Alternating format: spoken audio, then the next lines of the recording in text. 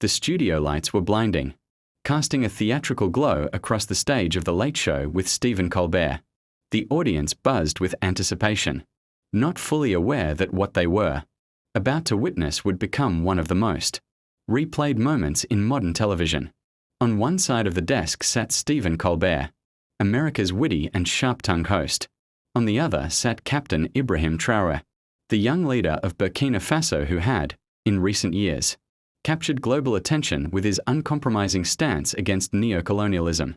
At first, the conversation flowed as expected, polite greetings, Colbert's signature joke sprinkled into the dialogue, and a seemingly light-hearted exchange.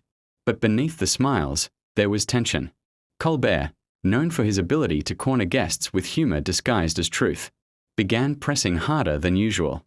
"So, Captain Traoré," Colbert leaned in with a grin, "you've made quite a name for yourself by standing up to, well, let's just say, the big players in the world. But tell me, don't you think your defiance looks a little reckless on a global stage?" The audience chuckled, but the laughter felt uneasy. They expected a witty comeback, perhaps a softened rebuttal. Instead, Traoré paused. His expression remained calm, but his silence spoke louder than any joke.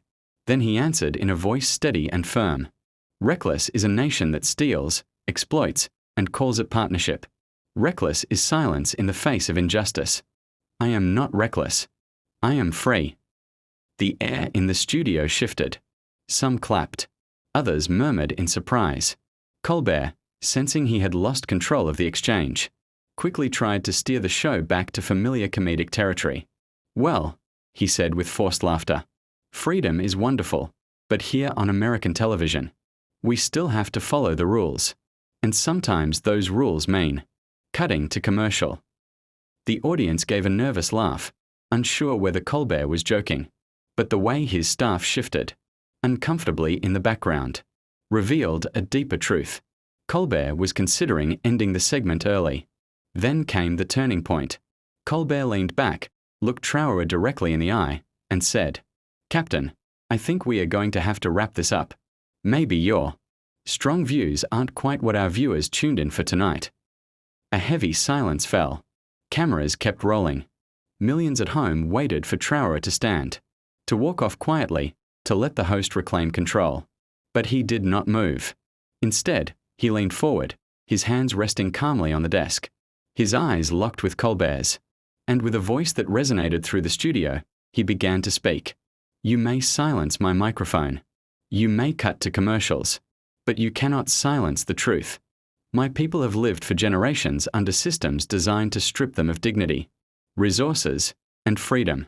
And now, in this moment, you ask me to walk away quietly because my words are uncomfortable? No, I will not." Gasps echoed through the audience. Some erupted in applause, breaking the rigid atmosphere. The studio, once a stage for comedy, had transformed into an arena of truth. Colbert attempted to interject, but Traoré raised his hand, not in aggression, but in quiet command. "If this show truly values honesty, then let the world hear this. Africa is not for sale. Our voices are not jokes.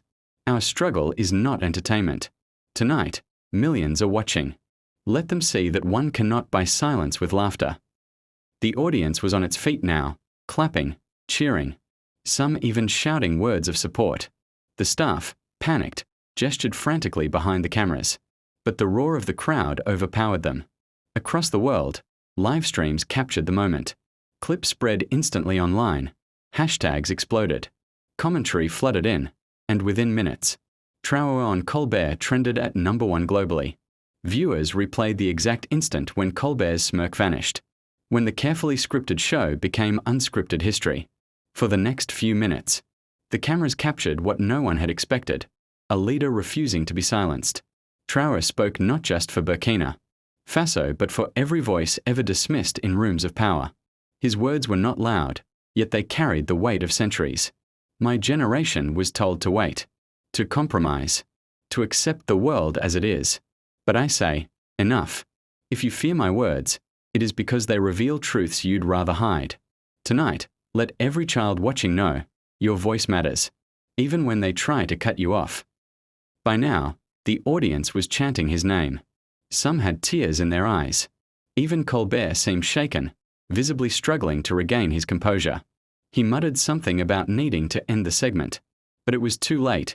The narrative had already escaped his control. And then came the final blow, the sentence that would be replayed in headlines, memes, and documentaries for years to come.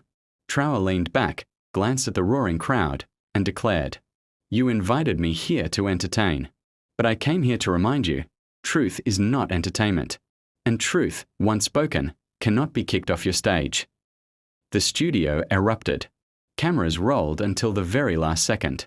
Viewers across the globe sat stunned, many whispering to themselves that they had just witnessed history. When the broadcast finally cut, the internet was already ablaze. Within hours, millions had shared the clip. Journalists debated whether it was bravery or defiance.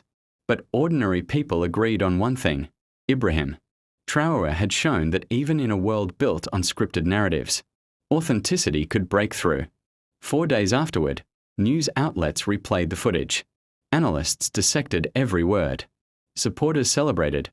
Critics scrambled to spin the story.